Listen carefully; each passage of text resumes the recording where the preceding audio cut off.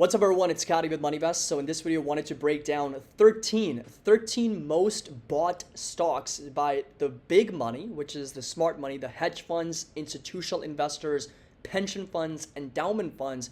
And these are, again, companies with hundreds of billions of dollars, if not trillions of dollars. And we're going to do a running total on how much money they poured into these 13 stocks in the most recent quarter. So hope you guys enjoy this video and find it helpful. Make sure that you drop a like. Don't forget to subscribe to the channel, and link to our Discord and Patreon is going to be down below if you're interested in joining. Of course, getting access to our buy and sell alerts, options alerts, trade ideas, everything is going to be included if you want to be a part of our MoneyVest community. Link's going to be down below. So this right here, this literally came out today, by the way, Thursday, September 14th. Hedge funds, university endowments, pension funds, and sovereign wealth funds have been pouring money into an elite group of 13 stocks, which I'm going to break down in this video. And of course, institutional investors don't get easily swayed by the hot stocks of the day that are popular with retail investors. They're disciplined. They don't take down losses. I doubt that. When institutions start to pour money into a company, it's because they have done extensive analysis and believe a company is undervalued compared to the broader market. And on this list, you will find real companies that are backed by real earnings and real fundamentals. And these stocks have solid future growth prospects. If they didn't, institutional investors wouldn't be writing them a check. You might ask, where did this proprietary information come from? So they have basically analyzed over 5,000 SEC 13D and 13F filings issued with the SEC in the last quarter to see where institutional money is flowing. And the 13 stocks on this list stick out like a sore thumb. Big money investors are pouring hundreds of millions of dollars into these companies. Millions would be an understatement because it's in the billions. First one, of course, on the list is going to be NVIDIA. There's no doubt about it. So a number of transactions last 90 days, 4,712 transactions, right? Almost 1.4 billion shares traded by institutional investors in terms of that net inflows. And net inflows for institutional investors in dollars is, let's see here, it's about $636 billion. Right? So 636 billion is going to be that first number. NVIDIA, you can see that big spike in the second quarter of 23 with significant amount of net inflows coming in for this company. Now, I'm not so sure if I agree with the valuation of NVIDIA, but hey, apparently institutional investors don't take dumb losses. We'll find out in 6 to 12 months time. This right here is second one, Visa. I'm kind of surprised to see Visa on this list. I was hoping it was going to be some other big tech stock or FANG stock, but nope, it's Visa. $479 billion worth of inflows in this company, 4,278 transactions and 1.9 billion shares purchased or net inflows in the last 90 days for this company as well. We know it's a big fintech company, right? One of the biggest payment processors with excellent margins, over 90% margins, very, very profitable, and it's I think it's pretty much at an all-time high right now. United Health, another really, really big insurance provider. So $469 billion. So let me make sure that I'm doing that right. So ones, tens, 100,000, 10,000, 100,000, million, 10 million, 100 million, billion, 10 billion, 100 billion. Yeah, so $469 billion worth of net inflows for this company, 978 million shares in terms of net inflows, and almost 4,000 transactions in the last 90 days for this company. You can see the big spike in the second quarter. So apparently investors, especially big money, is starting to get really excited about the UNH, United Health Group potential in the future. Fourth one is going to be Honeywell International. So aerospace, defense, software, industrial production. That's where they operate. $325 billion of worth of inflows for this company, and about 1.7 billion shares and 2,645 transactions in the last 90 days.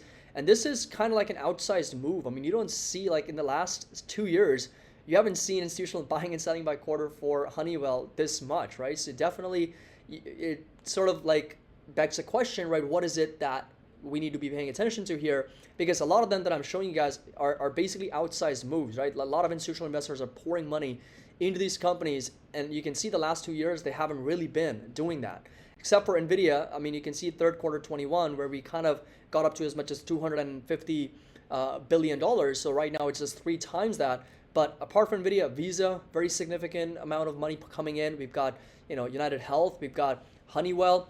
Next one is going to be MasterCard, very similar to Visa, $319 billion worth of inflows here for this company. By the way, our running total right now is sitting at over $2.2 trillion, 767 million shares in terms of net inflows and 3,200 transactions. And again, you can see the outsized move in terms of that net inflows for this company from institutional investors.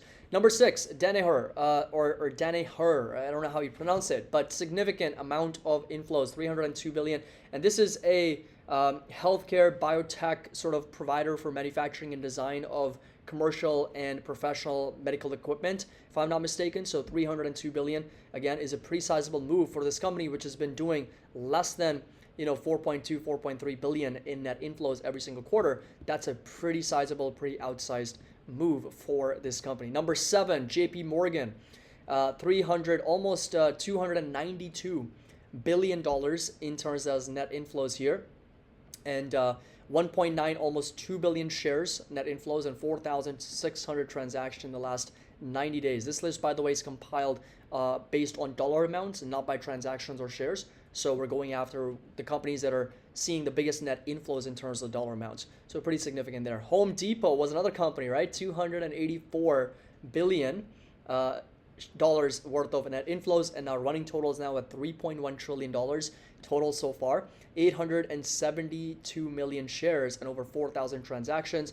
So again, you can see a very outsized move in the last 2 years. We haven't really seen this much inflows for Home Depot. Adobe, I like Adobe. I actually did a video on Adobe recently. I think ever since they have incorporated artificial intelligence in their entire business, we've seen a significant amount of influx in that sort of market cap has, of course, grown, and a lot of money has been poured into Adobe because it is, it's got a little bit of a moat and, of course, significant dominance when it comes to creative suite of applications, Adobe PDF, so Document Cloud, and, of course, Adobe Analytics as well. So definitely does have a significant moat, and the switching cost and the switching experience is pretty high. So it's got a very sticky business model where the customers are very dependent and reliant on Adobe's services. So $276 billion was flown into Adobe stock on a net basis, almost 500 million shares and about almost 3,000 transactions. Again, very outsized move for Adobe.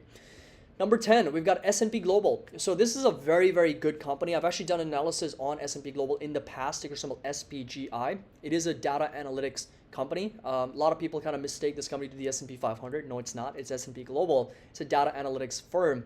And again, you can see a very outsized move, $244 billion worth of net inflows, 626 million shares, and about 1,700 transactions in the last 90 days. And again, a very, very outsized move compared to what we have seen in the past. Meta Platforms. Meta saw it twice in the fourth quarter of 2022. This was right when, of course, stock was down in the trenches. Back in October, it was in the $80, $90 range, right? Sub $100. And once again, we're seeing a significant amount of net inflows for this company, $232 billion flowing into this stock and 762 million shares at over 4,100 transactions. So number 11 is going to be Meta Platforms. And again, we have seen a couple times where institutional investors, endowment funds, pension funds, institutional investors, big money has been excited about this company in the past as well. On number 12, this is interesting, right? We got iShares. So this is the 3 to 7 year Treasury bond ETF. Now, bond market's been struggling this year as yields continue to push higher. So I want to take a look at where this is actually trading at, IEI. That's going to be your iShares 3 to 7 year Treasury bond ETF. It's no doubt that it's going to be down. It has been trading lower and lower ever since $128, which is the all-time high from back in 2020. It's down about 12%. And the reason for that, obviously, is the fact that yields have been going higher. It does offer a 2% dividend yield, but we did see a lot of institutional buying of $225 billion worth of inflows for this ETF, and of course 1.9 million shares and 676 transactions. Now this could be on the back of this potential idea that rates are going to potentially get cut in 24, and there is going to be a reversal in the bond market where yields start coming down, and that's going to lift the prices back higher. That could be the thesis, which is similar to what I also am planning to do with TLT and TMF. So number 12 is iShares 3 to 7 year Treasury bond ETF. Quite interesting. And last one on the list is going to be Abbott Laboratories. Again, another one that I did not expect, but again, biotech, medical device equipment company, pharmaceutical company, so $217 billion worth of net inflows. And net inflows from institutional investors in shares, 2.1 million and over 3,000 transactions, and a very outsized move in the second quarter 2023. So running total for these 13 companies, the amount of money that has flown into them on a net basis sits at just over $4.3 trillion in the second quarter alone, along from this from all these pension funds, hedge funds, institutional funds, endowment funds, sovereign wealth funds. It's just been money's been pouring into these companies in the last quarter, in the second quarter. So let me know your thoughts down in the comment section below. Some of them I kind of agree with, some of them I don't. But the bottom line is, of course, institutional investors, pension funds, hedge funds, sovereign funds, they do have a longer time horizon compared to hedge funds. Hedge funds have a very short time horizon, and institutional endowment funds, for example, and sovereign funds, when they do add a company to their portfolio, they are looking at very, very long term, especially pension funds are looking at specifically 3 to 5 year time horizon, if not longer. So I'm sure they are expecting a lot of momentum for these companies that they've added to continue to grow. But of course, second quarter, prices were still pretty elevated, especially for technology. But some of the other ones like Danaher, Abbott Laboratories, might even be Adobe, for example. It's been, it was lower in the second quarter. Visa, MasterCard, not so much. Nvidia, definitely not. Meta, absolutely not. It was a good idea to add in the fourth quarter last year, but certainly not in the second quarter of 23 because it's just been, rallying over hundreds of percents this year. So again, let me know your thoughts down in the comment section below. Just wanted to put together this list. And Honeywell, there are companies that I will be looking into because if there is a lot of excitement and involvement from institutional investors, it is worth looking into it, right? What is the potential opportunity for these companies that a lot of these institutional investors are excited about? So hope you guys enjoyed this video, found it helpful. Make sure that you drop a like. Don't forget to subscribe to the channel. Link to our Discord and Patreon is going to be down below. As always, happy investing. I'll see you all in the next video.